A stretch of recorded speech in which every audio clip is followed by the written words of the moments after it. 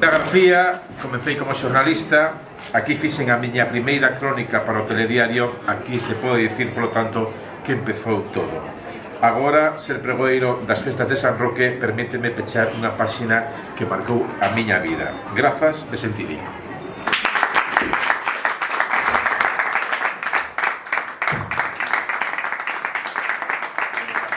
Moitos días de festa e temos a sorte de ter con nós a un xornalista moi coñecido que traballou en moitísimos lados, pero principalmente os traballos que vai a recordar os máis importantes vai a ser o pregón das festas de San Roque Vilagarcía.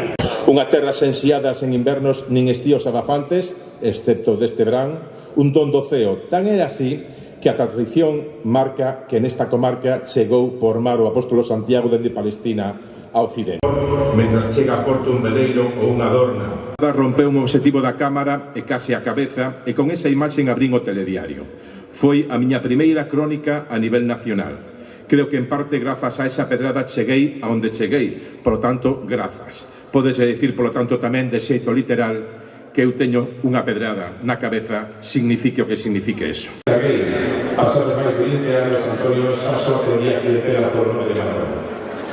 Eu como decía a súa vida, o seu povo, e a Barousa precisa de todos vos a ceder de vosotros, non vos falar.